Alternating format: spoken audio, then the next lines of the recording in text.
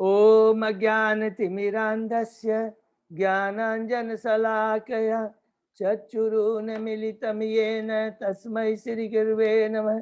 श्रीचैतन्यमनोभीष्टं स्थापितं येन भूतले स्वयं रूप कदा मह्यं ददाति स्वपदान्तिकं।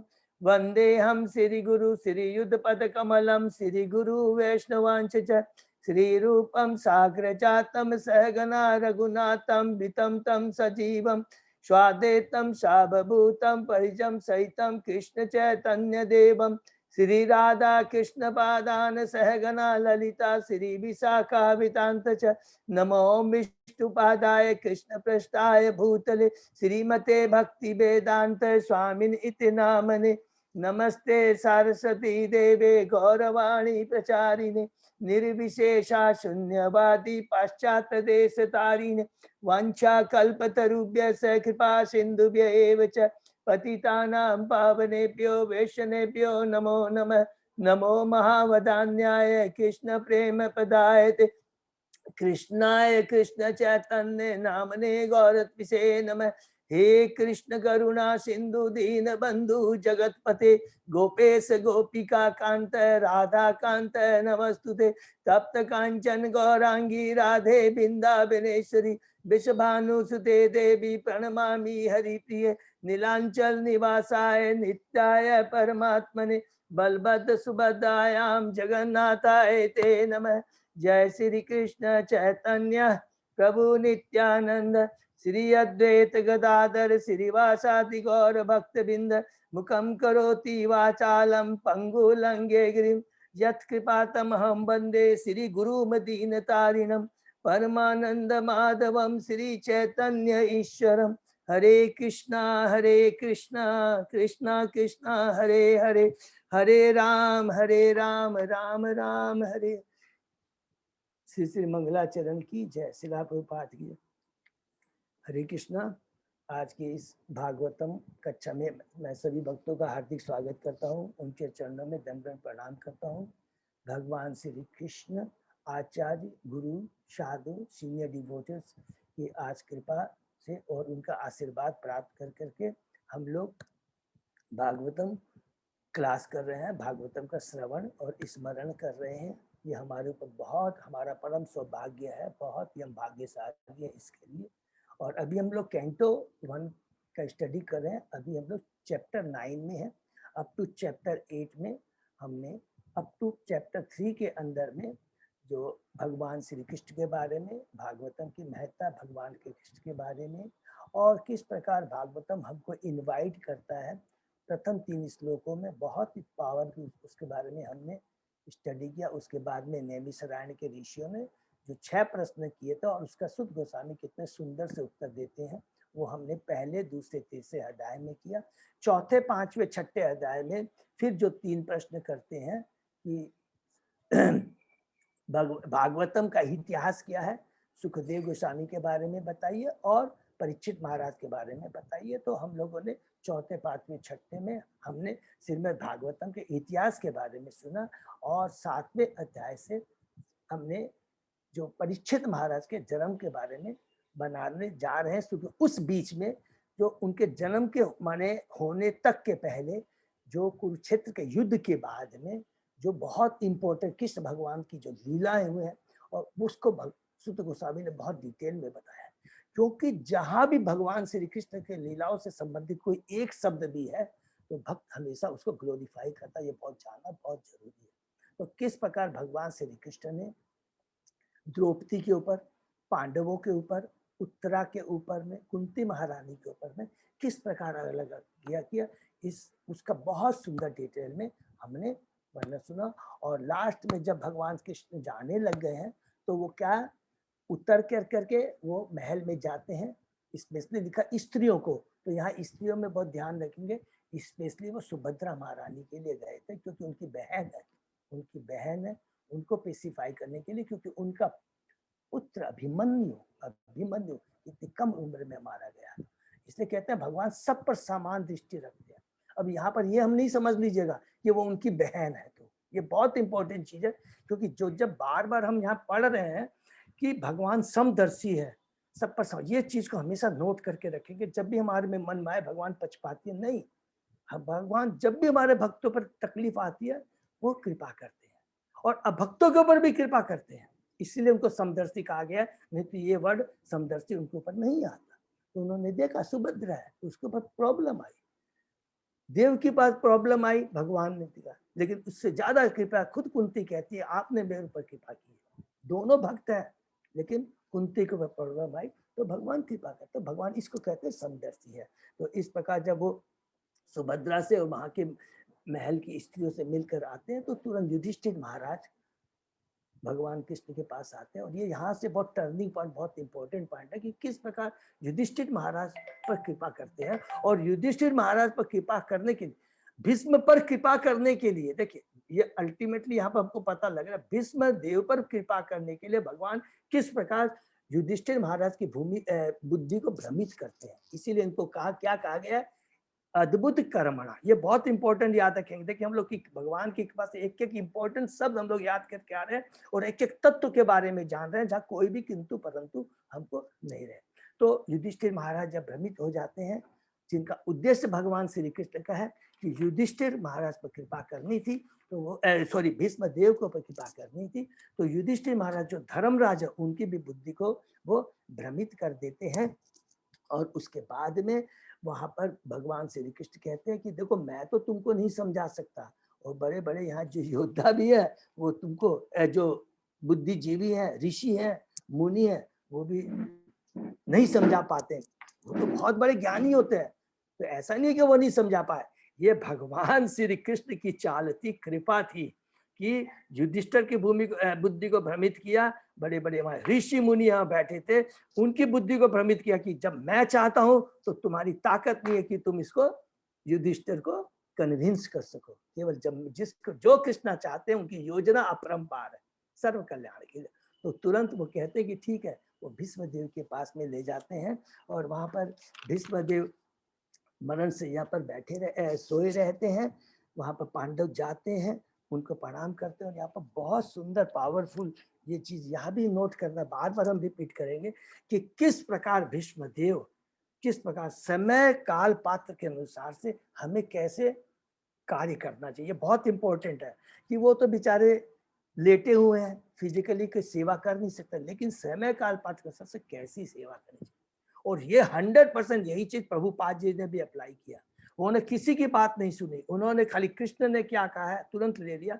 तो प्रभुपाद जी समय काल पात्र के हिसाब से वो शिक्षा, अमेरिका में गए 20 साल की उम्र में, गुरु महाराज को सबको उन्होंने संन्यास दीक्षा दे दी। अरे अभी तो उनको मैंने, आपने कैसे दे दिया? प्रभुपाद जी भगवान के प्रतिनिधि हमेशा याद रखेंगे। तुलसी की हमें पूजा करनी चाहिए, तो फॉरेन में तुलसी नहीं मिल रही है, प्रभुपाद जी बोले कोई बात नहीं है। भक्त लोग क्या करते थे, तुलसी यहाँ से लेकर भेज देते, तो सूखी तुलसी ऑफर करते। गंगा जी नहीं है, गंगा जी में स्नान करना चाहिए, तो कोई बात नहीं है, मन में गंगे चाहे यमुने सरस्वती सर्वता गंगे चाहे यमुने सरस्वती, ये जो है गंगे चाहे यमुने, सबको याद है, मैं थोड़ा भूल रहा हूँ, गंगे चाहे यमुने गोदावरी सरस्वती नर्मदा नर्मदे सिंधु कावेरी गंगा जमुने जन्मस्नान सुभाषितम। अस्मिन् सोनिधिम करूं, तो हो गया ना हमारी भावना। ये अलग अलग से, इसीलिए समय काल पात्र हिसाब से सॉरी भीष्म के माध्यम से बताया। उन्होंने कितना सुंदर किया और सब सेटिस्फाइड थे, सब सेटिस्फाइड थे। उसके बाद में उन्होंने, विष्णुदेव कहते हैं कि तुम लोगों ने बहुत कष्ट पाया, बहुत दुख पाया, लेकिन मुझे बहुत खुशी है कि आज मैं चाहता था आप पूरे राज ठाट वेश में सम्मान में आप आए हो, मेरे को देख के बहुत खुशी हुई है। और उनको बहुत सुखी होता है। फिर कहते हैं कि तुमको ये जो तुम कष्ट पाया, वास्तव में तुम तो बहुत बड़े भक्त हो, लेकिन तुम ये कष्ट पाए किस लिए? क्योंकि तुम्हारे ऊपर भगवान की, ब्राह्मणों की और धर्म के सिद्धांत को पालन किया। ये तीन चीज हमेशा याद रखेंगे, तुम लोगों ने इसका पालन किया। तो देखिए अभक्त में और भक्त में क्या फर्क होता है।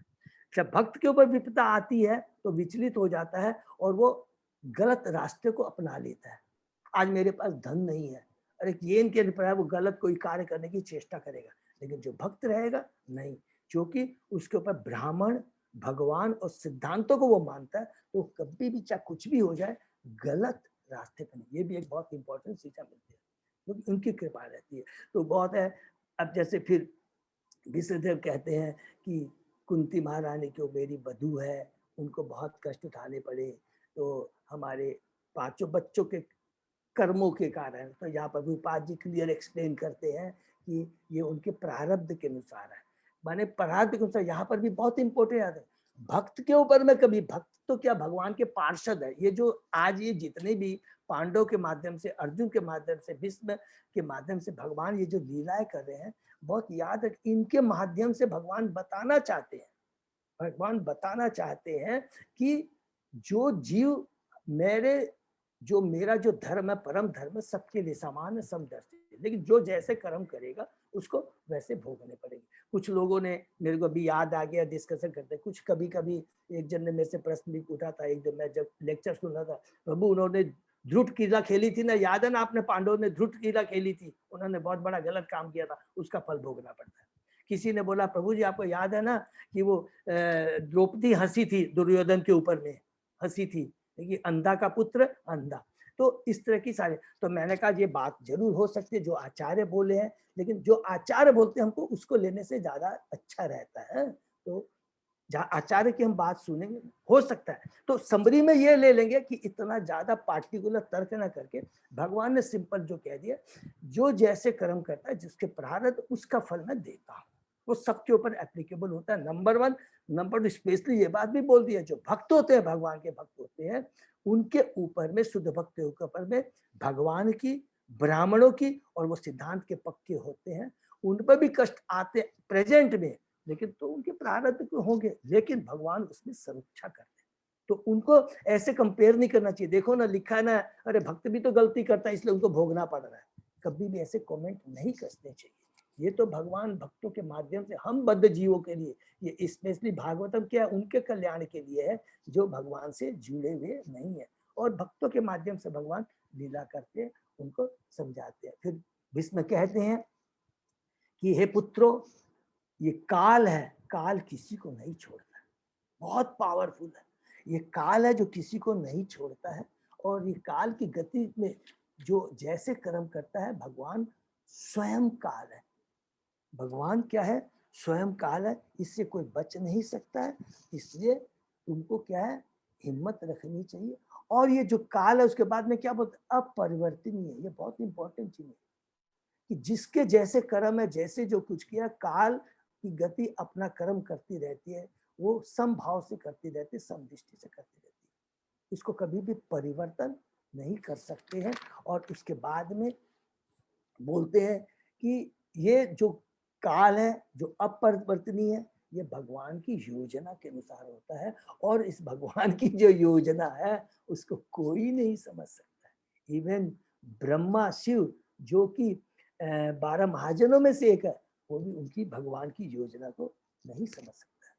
और अगर ऐसा है तो भीष्म बहुत सुंदर, जो हम लोग कल पढ़े थे, बहुत सुंदर बात कहते हैं कि जब तुमने समझ लिया कि जैसे ये भौतिक जगत है, दुखालय है, काल की गति को कोई रोक नहीं सकता, अपरिवर्तनीय है, भगवान की योजना है, तो क्या करना चाहिए? जो कल के श्लोक से हमने पढ़ा था, बहुत पावरफुल 17 नंबर में, तब हमको क्या करना चाहिए? तुरंत हमको उसको समझ लेना चाहिए, उसको एक्सेप्ट कर लेना चाहिए, और एक्सेप्ट करके उसी के साथ हमें उसको फॉलो करना चाहिए, और अपने कार्य को उसी के अनुसार कर लेना चाहिए। तो हमारे कार्य क्या होने चाहिए? भगवान श्री कृष्ण की भक्ति, शुद्ध भक्तों का संग और भक्ति, यही एकमात्र कार्य, और दूसरा कोई कार्य नहीं है। ये हमें सबको समझ लेना है। कष्ट है तो भी भगवान की भक्ति को नहीं छोड़ना, भौतिक जगत में है, और सुख भी है तो हमें भगवान की भक्ति को कभी नहीं छोड़ना है। ये बहुत इंपॉर्टेंट चीज है। तो भगवान की जो योजना के अनुसार जो समझ लेता है और उसके साथ अपने कार्यों को ढाल लेता है, अपने कर्मों को ढाल देता है, तो उसका जीवन धन्य हो जाता है। ठीक है ना, ये बहुत इंपॉर्टेंट। उसके बाद में युधिष्ठिर महाराज कहते हैं, सॉरी भीष्मदेव कहते हैं कि हमको भगवान ही काल है, सब कुछ है, उनको एक्सेप्ट कर लेना चाहिए, उनकी शरण में। तो और बद्ध जीवों को समझाने के लिए कि भगवान कृष्ण और क्या है, उनकी क्या श्रेष्ठता है, उनके क्या ऐश्वर्य, क्या योग्यता है, वहां पर फिर आगे भीष्मदेव कहते हैं क्या बोलते हैं कि भगवान श्री कृष्ण ही 18वें श्लोक में भगवान श्री कृष्ण अकल्पनीय आदि भगवान है। वे प्रथम नारायण, प्रथम नारायण। देखिए एक एक चीज को याद रखेंगे प्लीज है। वे प्रथम नारायण है और वे प्रथम भोक्ता है। और वो जो विष्णु वंश के में आकर के जो साधारण व्यक्ति के रूप में विचरण कर रहे हैं, ये इनकी बहुत बड़ी कृपा है। और इस चीज को देखकर हम मूर्खों को ये नहीं समझ लेना चाहिए कि भगवान तो बहुत साधारण व्यक्ति है। ये तो भगवान अपनी स्वजित शक्ति के द्वारा हम भक्तों को मोहग्रस्त करने के लिए यहाँ पर आते हैं और अलग अलग रूप में अपना लीला कर कर करके हम लोग को मोहित करते हैं। तो इसलिए भगवान को हमको साधारण नहीं समझना है। फिर भीष्मदेव कहते हैं कि भगवान के बारे में थोड़ा जो कुछ भी जान सकता है तो वो क्या है, हमें महाजनों से समझना है। जो महाजन है उनसे समझना है, जो कि भगवान के बारे में हमें बता सकते हैं। ये हमेशा तो यहाँ पर बहुत इंपॉर्टेंट चीज क्या हम लोग ने कल पढ़ा था प्रभुपाद जी के पात्र से, कि अगर कुछ भी भगवान के बारे में जानना हो, कुछ भी हमको जानने की इच्छा है, क्योंकि मनुष्य जिज्ञासु है और भगवान का अंश है, तो हमेशा जानने की चेष्टा करेगा। तो हमको किससे जानना चाहिए?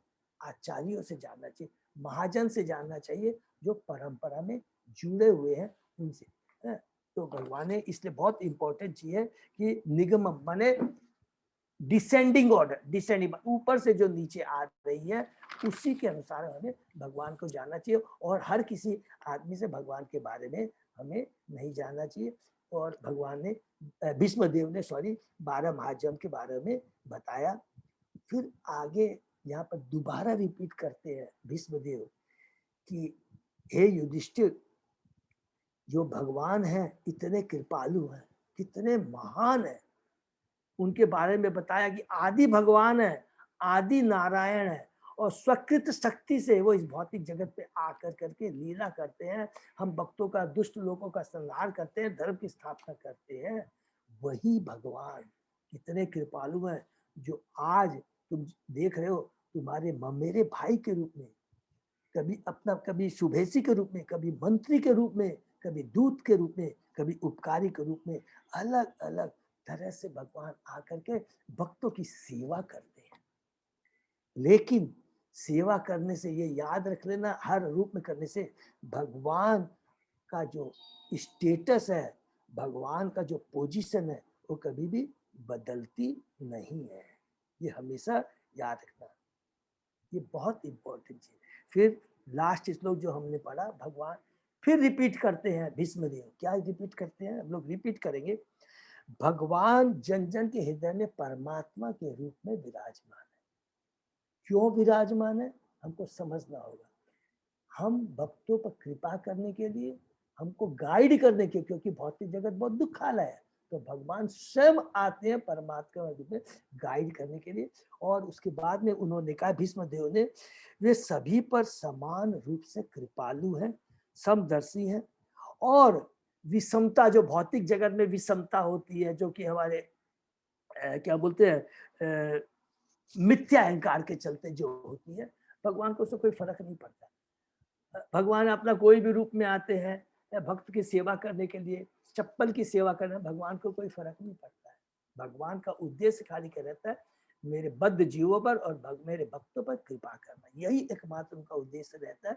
और उसी उद्देश्य को लेकर के, और जो एकदम इंटरनल जो उद्देश्य होता है वो हम अलग से डिस्कस करेंगे, है कि वो कैसे भक्तों से प्रेम का आदान प्रदान करने के लिए यहाँ पर आते हैं। लेकिन क्या भगवान को यहाँ भौतिक जगत के उतार चढ़ाव, विषमता, इनसे कोई भी फर्क नहीं पड़ता है।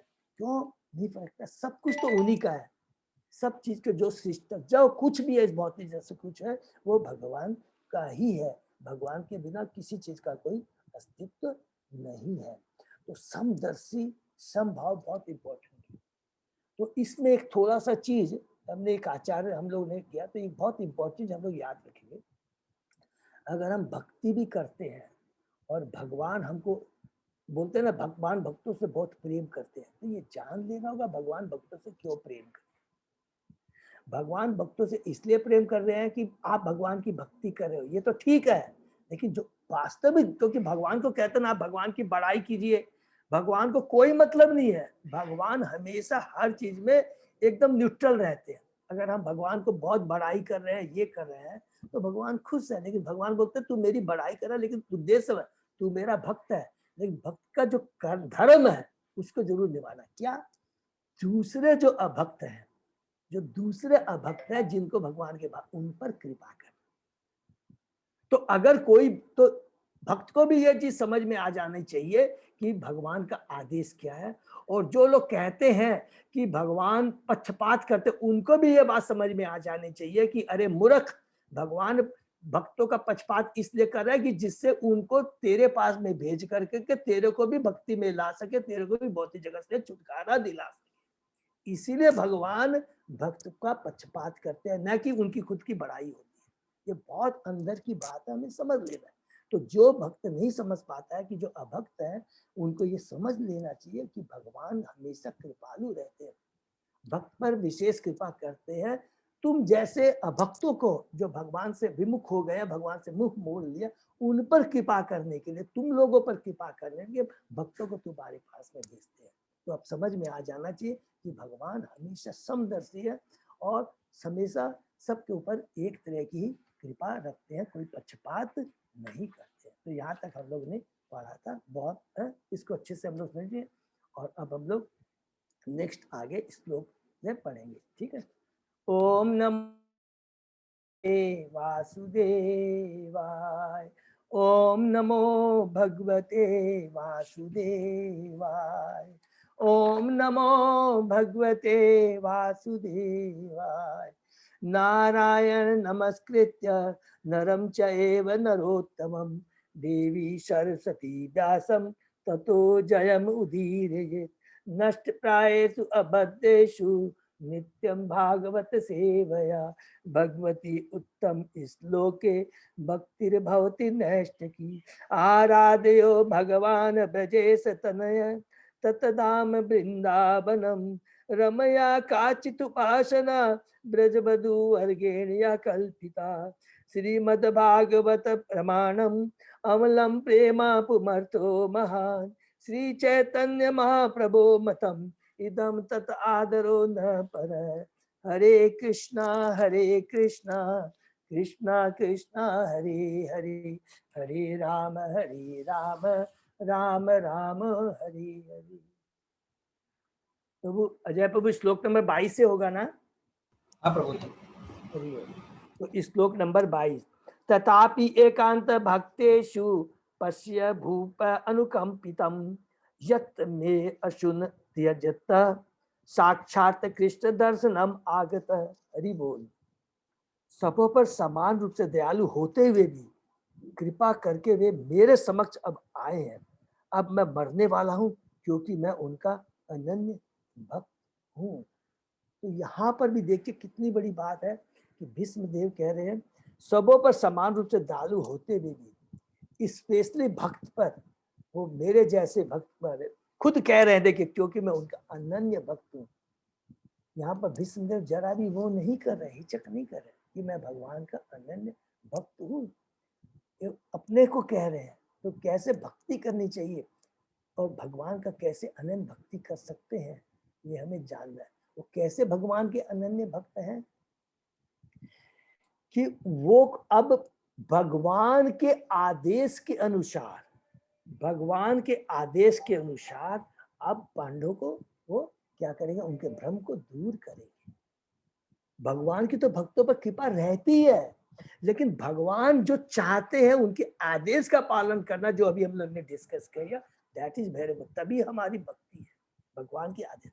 तो भीष्म देव आज जब भगवान के आदेश, वो जानते हैं कि भगवान यहाँ क्यों आए, मेरे ऊपर वास्तव में कृपा करने के लिए आए, और उसके माध्यम से मुझे भगवान ग्लोरीफाई करना चाहते हैं। कैसे ग्लोरीफाई करना चाहते हैं? देखो हे पांडवों, न तो मैं तुमको तुष्ट कर पाया, तुम तो भ्रमित हो गए। हे युधिष्ठिर, मेरे में वो शक्ति नहीं है, मेरे में योग्यता नहीं कि मैं तुमको कन्विंस कर सकूं, और ये जितने बड़े बड़े ऋषि मुनि खड़े वो भी तुमको कन्विंस नहीं कर सकते हैं। तुमको कन्विंस कौन कर सकता है?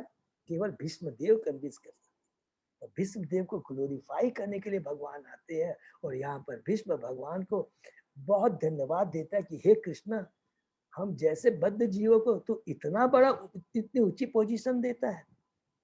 तो वो माने इतना भगवान के अंदर भक्त है, और उसको ध्यान में रखते हुए भगवान क्या चाहते हैं उनसे, वो क्या पूरा कर रहे हैं कि किस प्रकार वो पांचों पांडवों को और युधिष्ठिर, जिसमें युधिष्ठिर जो महाराज हैं, जो कि गद्दी पे बैठने जा रहे हैं, उनको पेसिफाई करते हैं।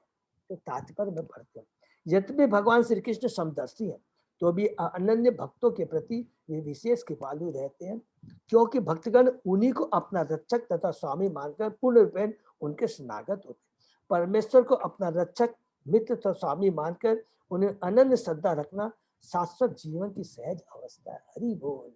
देखिए यहाँ क्या बोलते हैं कि भगवान को अपना रक्षक, मित्र, स्वामी मानना, अनन्य श्रद्धा रखना, ये शाश्वत जीवन की अवस्था। इसको अंडरलाइन कर, मतलब जीवन स्वरूप हो कृष्ण नित्य दास। ये तो जीव का स्वरूप ही है कि भगवान को अपना रक्षक मानना, अपना हितैषी मानना, परम भोक्ता मानना। ये तो हमारी सहज प्रवृत्ति है। लेकिन हम क्या है, तीनों गुणों के प्रभाव में आकर, प्रकृति के माया के प्रभाव में आकर अपने धर्म को भूल जाते हैं। हमारा भगवान से क्या संबंध है उसको हम भूल जाते हैं। सर्वशक्तिमान की इच्छा से जीव इस तरह बनाया गया है कि जब वह परम आस्थित रहता है तो परम सुखी होता है।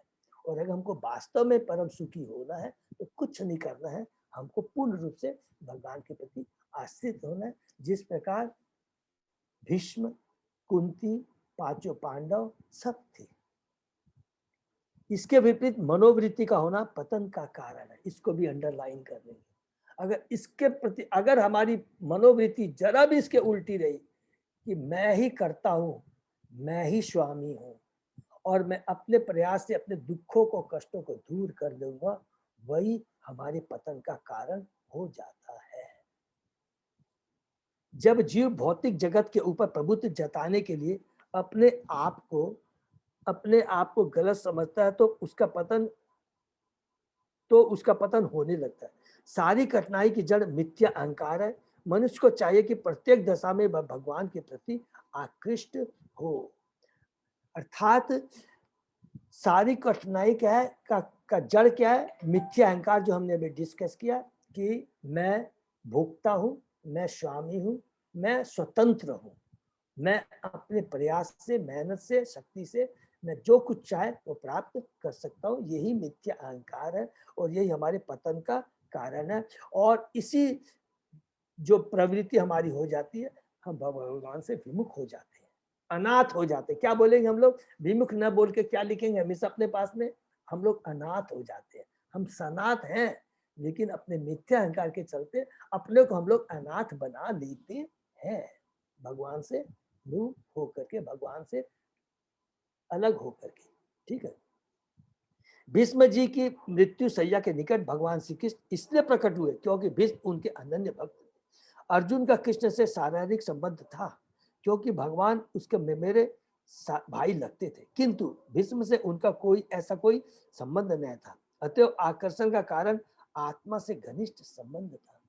तो भगवान का अर्जुन से शारीरिक संबंध है, ठीक है, लेकिन वो तो समझेंगे कि इसको और डीपली लेंगे तो भगवान का सत्य सच में क्या आध्यात्मिक संबंध है, कोई शारीरिक, क्योंकि भगवान का खुद का शरीर आध्यात्मिक है। लेकिन यहाँ पर जस्ट बता रहे, वास्तव भगवान का जो आकर्षण था दोनों आत्मा का आकर्षण है, शरीर का आकर्षण नहीं है। अर्जुन भगवान का शुद्ध भक्त है, पांडव भगवान के शुद्ध, वो उनके आकर्षण का मेन कारण है, न कि वो उनका कोई शारीरिक संबंध है। फिर भी चूंकि शारीरिक संबंध अधिक सुखद तथा स्वाभाविक होता है, इसलिए भगवान को जब महाराज नंद या यशोदा का पुत्र कहा जाता है या राधा रानी का प्रेमी कहा जाता है तो वे अधिक प्रसन्न होते हैं। तो सारे भगवान को कहते हैं, तो यहाँ पर बोलते हैं कि शारीरिक संबंध मान, लेकिन वास्तव में क्या है, सबका भगवान का आध्यात्मिक संबंध। सब जिनकी भी, जो भी भगवान का शुद्ध भक्त होता है, उसके कर्म, उनके शरीर किसी को भौतिक नहीं बोलना चाहिए। बोलचाल की भाषा में बाहरी दृष्टि से हम बोल सकते हैं, लेकिन उनका सबका क्या हमने पढ़ा है, भक्तों से भगवान का दिव्य संबंध होता है। माने दिव्य का मतलब आध्यात्मिक संबंध होता है, आत्मा का संबंध होता है। उनके कोई भी कार्य, उनका शरीर कोई भौतिक नहीं होता है। ठीक है, इसलिए भगवान को जब तो भी वे अधिक प्रसन्न हुए। भगवान के साथ इस प्रकार का शारीरिक संबंध होना भी भगवान की प्रिय में सेवा के आदान प्रदान का अन्य गुण है। भीष्मदेव इस दिव्य माधुर्य भाव से अवगत है, इसलिए वे भगवान को विजय सके, पार्थ सके आदि कहकर संबोधित करते हैं। ठीक वैसे ही जैसे नंद नंदन, यशोदा नंदन कहा जाता है, जिसको सुन करके भगवान को बहुत खुश होता है कि जो मेरे को शुद्ध भक्त से जोड़ते हैं। नंद बाबा ये सब भगवान के शुद्ध भक्त है, यशोदा रानी भगवान की शुद्ध भक्त है। उनसे दिव्य माधुर्य संबंध स्थापित करने का, देखिए यहाँ पर क्लियर फिर से बोल दिया प्रभु आगे था, उनसे दिव्य माधुर्य संबंध स्थापित करने का सबसे अच्छा तरीका है कि मान्य भक्तों के माध्यम से उन तक पहुंचा जाए। तो यहाँ पर भौतिक संबंध नहीं का क्लियर बोल दिया है। उस तरह का दिव्य संबंध अगर हम भगवान से बनाना चाहते हैं तो हमको क्या करना चाहिए, उन जैसे भक्तों के माध्यम से उन तक पहुंचा जाए। अर्थात हमें गुरु शास्त्र, जितने गुरु महाराज हैं, शिक्षा गुरु हैं, जो सीनियर डिपोजिट है, उनके ही माध्यम से, उन्हीं के बारे में 12 महाजन के माध्यम से, भीष्म जितने भी 12 महाजन हैं जो आचार्य हैं, उनके माध्यम से ही हमें भगवान से संबंध बनाने का प्रयत्न करें, अपितु किसी माध्यम के द्वारा उन तक पहुंचे जो पारदर्शी तथा सही पथ पर ले जाने में समर्थ हो। अर्थात यहाँ पर फिर से भगवान आगाह, प्रभुपाद जी सॉरी रिपीट कर देते हैं, आगाह कर देते हैं कि अगर भगवान से संबंध बनाना है, भगवान तक पहुंचना है, भगवान की बात में भक्ति प्राप्त करनी है, अपने जीवन को सार्थक बनाना है, तो जो माध्यम होना चाहिए वो सही होना चाहिए। कोई भी पाखंडी के चक्कर में हमें नहीं पड़ जाना चाहिए। ठीक है, नेक्स्ट। भक्तया आवेश्य मन यस्मिन् वाचा यतनाम कीर्तयन् त्यजन कलेवरम योगी मुच्यते काम कर्म भी।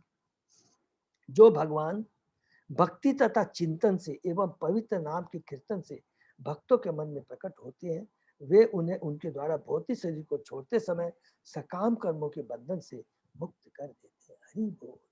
अब यहाँ पर देखिए कितनी पावरफुल बात भीष्मदेव कहते हैं, इसको हम लोग नोट करेंगे और समझेंगे कि भगवान को इतना ग्लोरीफाई किया गया है, तो उस भगवान को कि इतने महान है, जो आदि भगवान है, आदि नारायण है, स्व इच्छा से इस भौतिक जगत में आकर अलग अलग लीलाएं करते हैं, भक्तों के संग अलग अलग अपना संबंध स्थापित करते हैं, उन भगवान को पूजा विधि के बारे में बता दें, उन भगवान की विधि बने, उनकी भक्ति, उनकी पूजा कैसी की जाए। यहाँ पर भीष्मदेव बहुत सुंदर ढंग से बता, कैसे बता रहे, जो भगवान भक्ति के द्वारा चिंतन से, हमें भगवान की भक्ति करनी है, उनका सदैव चिंतन करता है। 2, तीसरा पवित्र नाम के कीर्तन से, उनका सदैव उनका कीर्तन करना है। अगर हम भगवान की भक्ति करते हैं और अगर हम उनका सदैव चिंतन करते हैं और अगर उनके नाम का कीर्तन करते हैं, तो वो भक्तों के मन में प्रकट हो जाते हैं। वो भगवान के मन में प्रकट हो जाने का मतलब क्या होता है कि भगवान हमारे सारे अनर्थों को हटा देते हैं। भगवान सारे अनर्थों को हटा देते हैं और भगवान तभी प्रकट होते हैं जब जहाँ अनर्थ होता है वहां भगवान नहीं आते। इसीलिए जब मैं पढ़ रहा था देवकी के गर्भ में भगवान जब आए हैं, तो भगवान कब आते हैं, जो 6 जो उनके पहले देवकी के पुत्र मारे गए, तो आचार्यों की टिप्पणी है, तो वो कौन है, काम क्रोध लोभ मोह मद मस्त, वो जब चारों हट गए, चारों मर, तब भगवान देवकी के घर में आके प्रकट हो। तो जब तक काम क्रोध लोभ मोह ये कब हटेगा, जब हम भगवान के नाम संकीर्तन करते हैं, उनका चिंतन करते हैं, उनकी भक्ति करते हैं। अगर ये चीज हम करते हैं तो सारे अनर्थ हमारे मिट जाएंगे और भगवान हमारे हृदय में प्रकट हो जाएंगे। और उसके बाद क्या कहते हैं, वे उन्हें उनके द्वारा भौतिक शरीर को छोड़ते समय सकाम कर्मों के बंधन से मुक्त कर देते हैं। और एक बार जब भगवान प्रकट हो जाते हैं तो हमारी भौतिक चीजों के प्रति जो आसक्ति है, भौतिक कामनाएं खत्म हो जाती है और फिर हम भगवान के धाम पहुंच जाते हैं, भगवान की युक्त कर लेते हैं। तो कैसे भगवान की भक्ति की जाए, विधि की जाए, यहाँ पर भीष्मदेव बताते हैं हम बद्ध को पांडवों के युधिष्ठिर के माध्यम से। तात्पर्य हम पढ़ते हैं। जो भगवान योग का अर्थ अन्य प्रभु जी के यहाँ से काफी आवाज आ रहा है बार बार। वीरेंद्र प्रभु जी आपके पास बार बार अनम्यूट हो जा रहा है आपका। एक मिनट चेक कीजिएगा। योग का अर्थ है अन्य समस्त विषयों से हटाकर मन को केंद्रित करना, और वास्तव में ऐसी एकाग्रता समाधि है। यह भगवान की सेवा में 100% अनुरक्ति। जो इस प्रकार अपने चित्त को एकाग्र करता है वह योगी कहलाता है। गीता में भगवान ने कई बार भक्तों को कहा गया है कि वह परम धीर पुरुष है, वह समाधि में है, वही योगी है, वही क्या है, स्वरूप सिद्ध व्यक्ति है। कितनी बात है, अर्थात मतलब सबका एक ही है कि समाधि का मतलब ये है, ये नहीं है कि खाली शून्य में करना, शून्य में अपने मन को, अपने चेतना नहीं। समाधि का मतलब है कि सब कुछ छोड़ कर करके केवल भगवान का चिंतन करना, अपने सारे इंद्रियों को भगवान की सेवा में लगा देना। तो वही सबसे बड़ा योगी हो जाता है, वही सबसे बड़ा वैरागी हो जाता है, वही सबसे बड़ा धीर पुरुष, वही सबसे बड़ा स्वरूप सिद्ध व्यक्ति है, और वही वास्तव में समाधि में कहलाता है। ये बहुत इंपॉर्टेंट। जो इस प्रकार अपने चित्त को एकाग्र करता है वह योगी कहलाता है। भगवान का ऐसा योगी भक्त भगवान की सेवा में प्रतिदिन 24 घंटे लगा रहता है। अन्य अभिलाषा शून्य ज्ञान कर्मादि अनावृतम। फलस्वरूप उसका सारा ध्यान नवदा भक्ति में भगवान के चिंतन में लगा रहता है।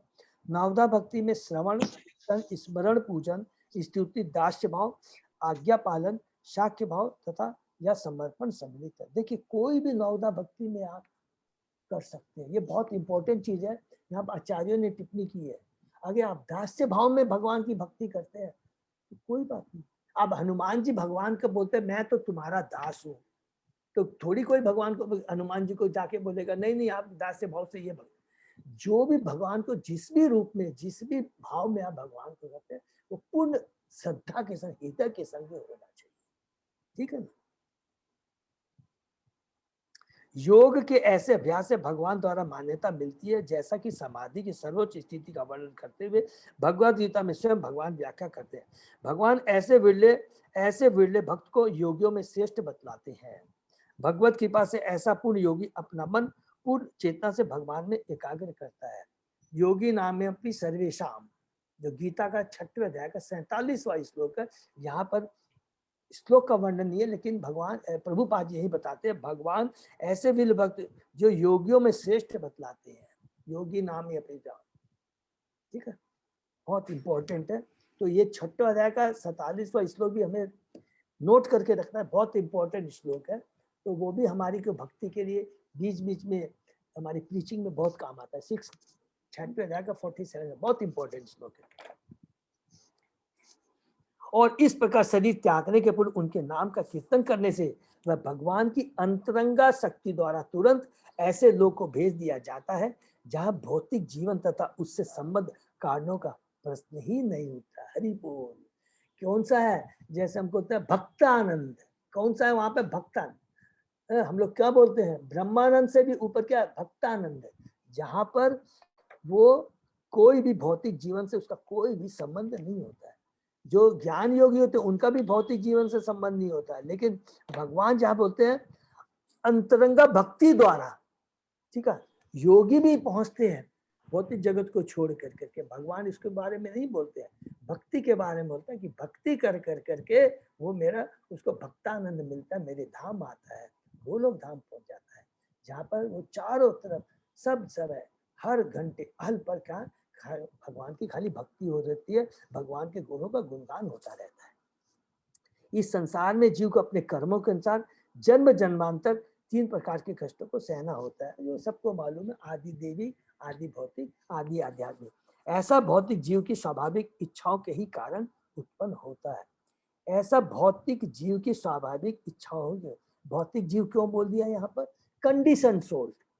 जीव तो शाश्वत है, दिव्य है, लेकिन जब वो तीन गुणों से जब बन जाता है तो इसलिए उसका जीवन क्या होता है, भौतिक जीवन हो जाता है। इसीलिए यहाँ प्रभुपाद कहते हैं ऐसा भौतिक जीव की स्वाभाविक इच्छाओं के कारण ही होता है। भगवत भक्ति से जीव की स्वाभाविक इच्छाओं का अंत नहीं, भगवत अंत नहीं हो जाता। इतना ही नहीं, अपितु वे भक्ति के सद्कार्य में लग जाती है। अपितु वे भक्ति के सद्कार्य में लग जाते हैं, भक्ति के कार्य में लग जाते हैं, भगवान के नाम का प्रचार कार्य में लग जाते हैं। सर्व जगह सब चाहते हैं कि सब लोग भक्ति में लग जाए। सदैव सर्व जगह हर समय हर पल भगवान के नाम के गुण रूप लीलाओं का श्रवण कीर्तन और स्मरण हो, यही वो चाहते हैं। इससे इच्छाएं वैकुंठ चली जाती है। हरि बोल, हमारी सारी इच्छाएं कृष्णमय हो जाती है। सेनापति भीष्मदेव यहाँ पर विशेष प्रकार के योग का उल्लेख करें जिसे भक्ति योग कहते हैं। देखिए यहाँ पर योग करके यहाँ पर रूपाल जी इतने कृपालु हो कि कोई कंफ्यूजन नहीं हो, क्लियर कह दिए कि यहाँ पर मैं जो बोलने जा रहा हूँ किस योग के बारे में बता रहा हूँ, भक्ति योग के बारे में कह रहा हूँ। और वे भाग्यशाली थे कि भौतिक शरीर को त्यागने पर अपने समक्ष साक्षात भगवान को देख रहे थे। अतः उन्होंने अगले श्लोकों में इच्छा व्यक्त की है कि भगवान उनकी दृष्टि के समक्ष ही रहे। हरि बोल। अब यहाँ पर भगवान भीष्मदेव अपनी इच्छा व्यक्त करें, हम लोग आगे पढ़ेंगे।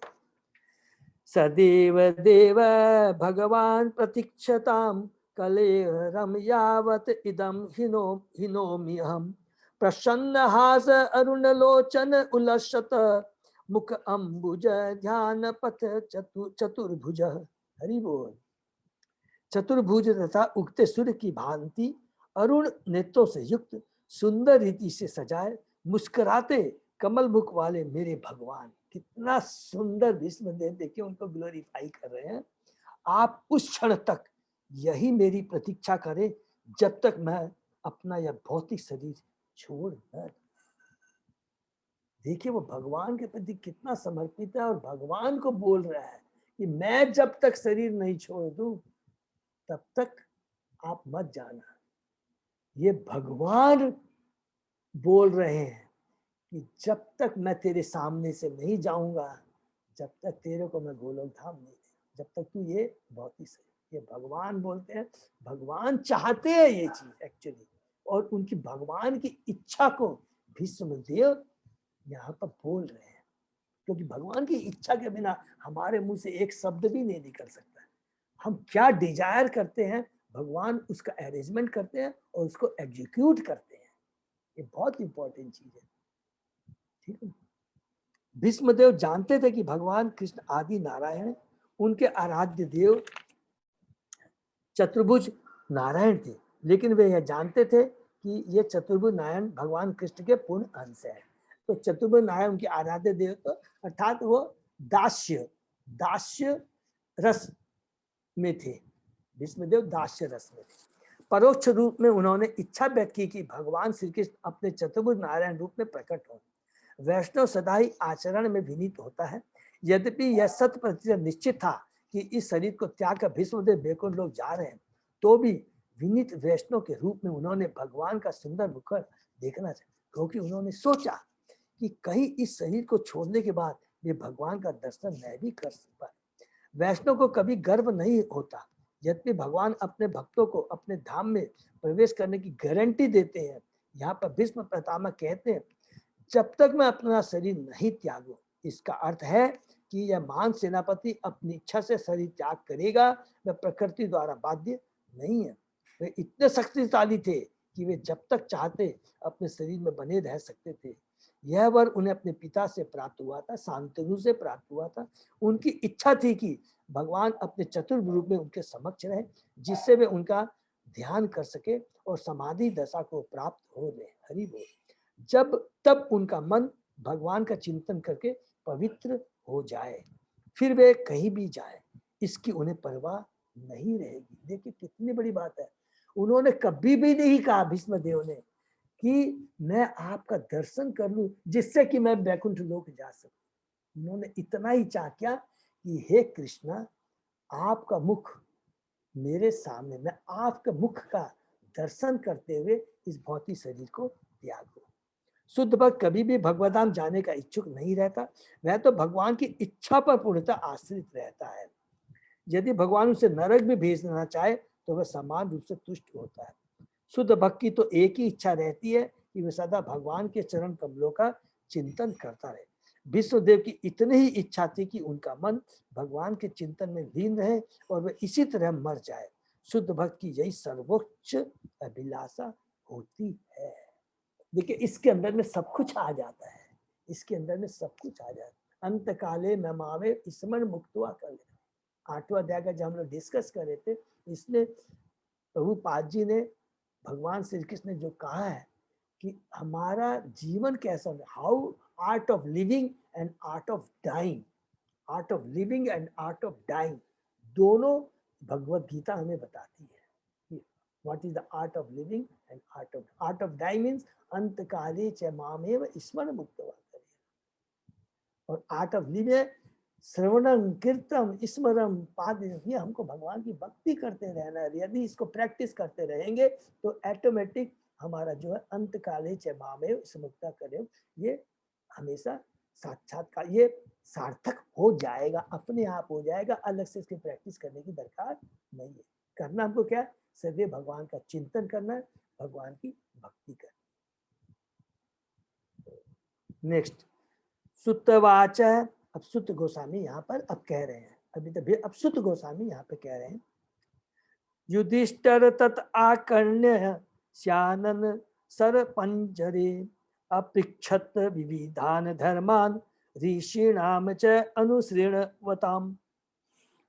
सुत गोस्वामी ने कहा भीष्मदेव को इस प्रकार आग्रहपूर्वक स्वर्ग में बोलते देखकर महाराज युधिष्ठिर ने समस्त महर्षियों की उपस्थिति में उनसे विभिन्न धार्मिक कृत्यों के अनिवार्य सिद्धांत पूछे।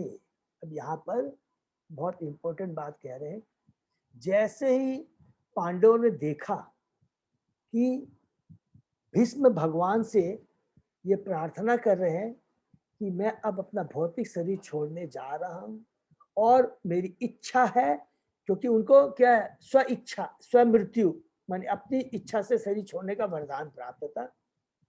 उसको ध्यान में रखते हुए उन्होंने भगवान को वो बात जब पांचों पांडव जानते थे और जब उन्होंने देखा कि अब भीष्म भगवान श्री कृष्ण से प्रार्थना कर रहे हैं कि आपका मुखार बिंद मेरे सामने रहे जब मैं ये बोधित, तब तुरंत युधिष्ठिर महाराज ने सोचा कि अब मुझे जो कुछ भी पूछना है, जो कुछ भी अनिवार्य सिद्धांत, धार्मिक सिद्धांतों के बारे में हमें पूछना है तो पूछ लो उनसे।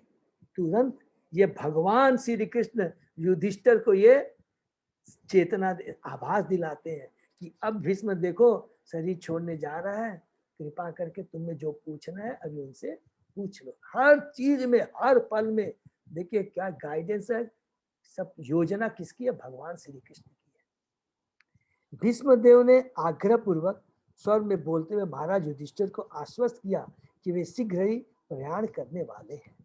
अतएव भगवान श्री कृष्ण ने महाराज युधिष्ठिर को प्रेरित किया कि वे धर्म के सिद्धांतों के बारे में उनसे पूछे। यहाँ पर प्रभुपाद जी क्लियर लिख रहे हैं कि भगवान श्री कृष्ण ने महाराज युधिष्ठिर को प्रेरित किया कि वे धर्म के सिद्धांतों के बारे में जो कुछ भी जानना चाहते हैं उनसे पूछ ले। भगवान श्री कृष्ण ने महाराज युधिष्ठिर को भगवान श्री कृष्ण ने महाराज युधिष्ठिर को प्रेरित किया कि वे अनेक महर्षियों की उपस्थिति में भीष्मदेव से प्रश्न पूछे, जिससे यह सूचित होता है कि यद्यपि भीष्मदेव जैसा भगवत भक्त सामान्य पुरुष की भांति रहता है, किंतु बड़े बड़े मुनियों से, यहाँ तक व्यासदेव से भी श्रेष्ठ होता है। हरि बोल। देखिए वो 12 महाजन है, श्रेष्ठ क्यों है वो भीष्मदेव? वो भगवान के शुद्ध भक्त है। ज्ञान होना अपनी जगह है, सब कुछ ठीक है, लेकिन ज्ञान जो भगवान का शुद्ध भक्त होता है वो सबसे श्रेष्ठ होता है, क्योंकि उसमें जो भगवान की भक्ति करता है उसके अंदर में सारे ज्ञान, धर्म के सिद्धांत सब कुछ स्वतः ही आ जाते हैं। और वो तो 12 महाजनों में एक है भीष्मदेव। दूसरी बात यह है कि भीष्मदेव उस समय न केवल सरसैया पर लेटे थे, अपितु अपनी इस अवस्था के कारण वे अत्यंत पीड़ित थे। ऐसी अवस्था में उनसे प्रश्न नहीं पूछे जाने चाहिए थे, लेकिन भगवान श्री कृष्ण यह सिद्ध करना चाहते थे कि उनके शुद्ध भक्त सदैव आध्यात्मिक प्रकाश के कारण शरीर तथा मन से पूर्ण रूपेण स्वस्थ रहते हैं। अतः भगवत भक्त किसी भी अवस्था में रहकर जीवन को सही दिशा बनाने में समर्थ होता है। ये बहुत इंपॉर्टेंट पॉइंट है, इसको हम लोग अंडरलाइन करेंगे। जिसकी भगवान के प्रति शुद्ध भक्ति होती है वो कभी भी भौतिक कष्टों पर दिमाग नहीं लगाता, अर्थात भगवान उसको भौतिक कष्ट सहने की स्वतः ही शक्ति दे देते हैं और उसकी भगवान की भक्ति इतनी होती है कि उस भक्ति की शक्ति के सामने भौतिक कष्ट नगण्य हो जाते हैं। ये भौतिक कष्ट है, ये शरीर को होते हैं, भाई आवरण को होते हैं। भक्ति हमको आंतरिक हृदय से करनी होती है। अगर हमारी हृदय में भक्ति है, भगवान की इच्छा है, तो ये जो बाहरी जो जो जो शरीर का ये पुतला है, ये शरीर है, इसमें जितने भी कष्ट हो ये इसका कोई माने नहीं रहता। अगर हृदय से हमारी अंतर से भगवान के प्रति भक्ति है तो उस भक्ति की शक्ति से बाह्य जो शरीर के जो कष्ट है नगण्य हो जाते हैं और भक्त उस पर ध्यान नहीं देता है। हरि बोल प्रभु जी। हाँ, प्रभुपाद जी भी तो शरीर छोटे छोटे माने उपदेश देते भी गए हैं वो। यस माता जी, बिल्कुल माता जी। और हम लोग यदि शेयर करें तो जस्ट हम लोग रियलाइज कर सकते हैं प्रभुपाद जी भगवान के शुद्ध भक्त थे। नहीं तो आप सोचिए, अगर भौतिक दृष्टि से देखा जाए 70 साल की उम्र में, 70 साल की उम्र में हम कहते हैं कि अब तो मेरा जाने का समय हो गया, अब तो मैं रिटायर हो गया। अब कितनी कितनी बातें सोचते हैं, बच्चों की प्लानिंग करते हैं, भैया जो कुछ भी करना है, विल बनाना है, जो कुछ करना कर लो, मेरा कोई अभी जो मैं जी रहा हूँ ये बोनस लाइफ है, इस तरह की बातें करते हैं। लेकिन प्रभुपाद जी चूंकि भगवान के शुद्ध भक्त थे, उन्होंने कभी ऐसा नहीं सोचा। उन्होंने कहा कि मैं तो केवल क्या हूँ, मैं तो केवल एक तो खाली तुम्हारे आदेश का पालन करता हूँ, मेरे में कोई योग्यता नहीं है। जब भी प्रभुपाद जी गए थे कई बार उनको हार्ट अटैक आया, उन्होंने एक ही चीज रिपीट किया, हे कृष्णा मैं तेरा, ये भागवतम मेरे साथ में तेरी कृपा है और मैं कुछ नहीं जानता। एक अनजान जगह जा रहा हूँ जहाँ कभी नहीं गया, 70 साल की उम्र में जा रहा हूँ, बिना पैसे के जा रहा हूँ, मेरे पास में केवल 40 रुपये। तो क्या वो नर्वस नहीं हो जाते? नहीं, उनके भगवान की भक्ति की शक्ति थी जो उनको लेकर गई है। ये बहुत इंपॉर्टेंट चीज है, हमारी हृदय से हमारी इच्छा होनी चाहिए। तो इतनी बढ़िया बात लिखा है, यह सिद्ध करना चाहते थे कि उनके शुद्ध भक्त सदैव आध्यात्मिक प्रकाश के कारण, फिर से सुनिए, शरीर तथा मन से पूर्ण रूपेण स्वस्थ रहते हैं, चाहे कोई भी उम्र हो, क्या भी हो। अतएव भगवत भक्त किसी भी अवस्था में रहकर जीवन को सही दिशा बताने में समर्थ होता है।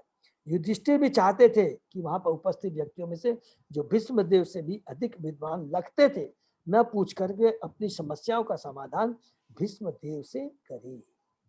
यह सब चक्रधारी श्री कृष्ण की योजना थी। यहाँ पर प्रभुपाद जी सीक्रेट यहाँ पर खोल देते हैं, क्योंकि वे अपने भक्त की महिमा को संस्थापित करना चाहते हैं। बस इसी को अंडरलाइन कर लीजिए।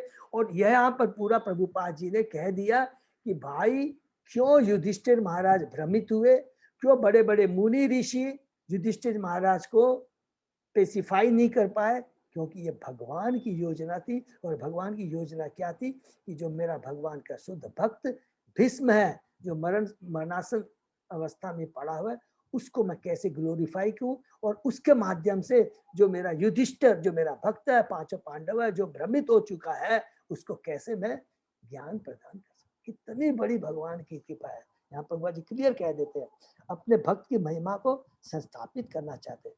पिता चाहता है कि उसका पुत्र उसकी अपेक्षा अधिक प्रसिद्ध बने। हरि बोल। एक देखिए कितना बढ़िया कि भगवान, माँ कभी भी नहीं चाहती है, ये नहीं चाहती है कि उसको खिलाती है, उसको डांटती है, फटकारती है, तू पढ़ाई कर, तू अच्छे संस्कार, इसलिए नहीं कि मेरा नाम ऊंचा होगा। नहीं, सोचिए, मेरा पुत्र, मेरा अपना खून, मेरा पुत्र अच्छे रास्ते पे बनेगा, अच्छा मनुष्य बनेगा, अच्छा आगे भविष्य में काम करेगा, उस आशा से करती है। ये नहीं कि मेरी बड़ाई हो। तो भगवान चाहते हैं कि जितना भगवान के भक्तों का ग्लोरिफिकेशन होता है उतना ही भगवान को आनंद मिलता है।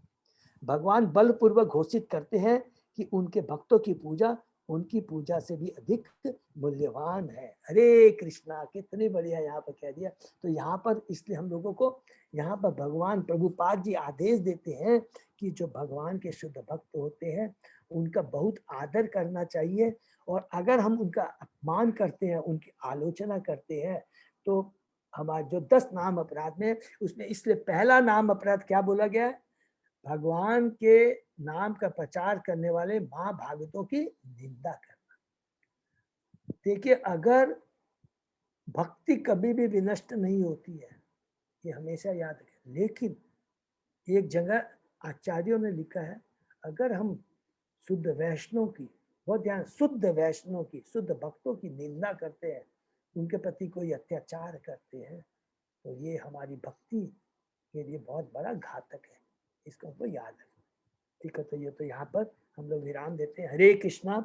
बहुत ही सुंदर है कि आज हमने हरे कृष्णा प्रभु जी। विष्णुदेव के बारे में सुना। बहुत ही अच्छा, हमारे हरे कृष्ण। हमें अपने जीवन में उतारना है, और प्रणाम। भगवान से ही प्रार्थना करना, भक्तों से ही प्रार्थना करते रहना है कि हे गुरु, हे सीनियर डिवोटीज, हे आचार्य, आपकी कृपा हमसे बनी रहे, हमसे कोई भी इसी तरह का कोई भी अपराध नहीं हो जाए, अभक्तों का संग नहीं मिल जाए। पहला तो चीज है अभक्तों का संग न मिल जाए, दूसरा भक्तों के प्रति कोई हमारे से अपराध न हो जाए। ठीक है, तो स्वतः ही हमारी भक्ति बने। हरे कृष्ण। तो यही पर हरे कृष्ण। हरे कृष्ण हरे कृष्णा प्रभु जी। प्रभु जी, दंडवत प्रणाम। हरे कृष्णा प्रभु जी। हरे कृष्णा प्रभु जी, दंडवत प्रणाम। और मुझे बहुत खुशी हो रही है मेरे जगन्नाथ के ग्रुप के भक्तों को वे लेकर की बहुत अच्छी सेवा कर रहे हैं। मंदिर से मेरे पास में बोला कि नहीं, जगन्नाथ तो बहुत सेवा कर रहे हैं, और बिना बोले कुछ भक्त हैं हमारे जैसे क्लब टाउन से भी एक भक्त है जिन्होंने अपना नाम बोलने के लिए मना किया। मेरे पास फोन आया, प्रभु जी बहुत बहुत धन्यवाद। उन्होंने तुरंत बोला कि मैंने 50,000 रुपये भिजवाए हैं मंदिर से मैसेज आया। तो बहुत कुछ, तो हमारे जगन्नाथ ग्रुप के भक्त हैं, बहुत ही अच्छी सेवा कर रहे हैं, और इसी तरह आप लोग सेवा करते रहेंगे और हमें भगवान की कृपा प्राप्त। लेकिन जिसकी जितनी श्रद्धा हो वो नंबर 1। नंबर 5 से डिसिपल कोर्स शुरू होने जा रहा है, तो जो जो भक्त हैं शायद तो आप लोगों को करना है। तीसरा, इनिशिएशन के लिए आशा करता हूँ सब लोग जो दीक्षा लेना चाहते हैं अपने अपने फॉर्म फिलअप कर रहे हैं। ठीक है, कोई भी प्रॉब्लम हो तो मैं देखा हूँ, मैं एक ही बोलूँगा, हमारे अजय पोदार प्रभु से आप लोग बात कर लिए और मेरे से नहीं। सच्चे सिंसियर डिवोटी मेरे को, मैंने एकदम वो शनिवार को भी क्लास करेंगे तो मैं बोल, हाँ प्रभु अभी मैं क्लास में हूँ, कोई बात नहीं, मैं बोल देता हूँ, इनको होस्ट बना। मैंने वेरी सिंसियर डेडिकेटेड है, बहुत अच्छा। तो हमें अजय प्रभु को बहुत धन्यवाद देना चाहिए, बहुत अच्छा सेवा कर रहे हैं, सभी भक्त बहुत अच्छी सेवा कर रही है। लेकिन जब भी कोई प्रॉब्लम हो बिना हिचक के अजय पोदार प्रभु से आप लोग बात कर रहे हैं। ठीक है, हरे कृष्ण। हरे कृष्णा प्रभु जी। हरे कृष्ण, धन्यवाद। हरि बोल। हरे कृष्णा प्रभु जी। हरे प्रभु जी के लिए हरि बोल। धन्यवाद। हरे कृष्ण प्रभु जी। हरि बोल। हरि बोल। हरि बोल। हरि बोल। हरि बोल। हरि बोल। हरि बोल। हरि बोल। कृपा बनाए रखे। दंडवत प्रणाम अजय प्रभु, दंडवत दंडवत प्रणाम प्रभु जी, दंडवत प्रणाम। तो हम लोग आज का सेशन यही विराम देते हैं। सही बात। हरे कृष्णा प्रभु जी, हरे कृष्णा। हरे कृष्ण। हरे कृष्ण।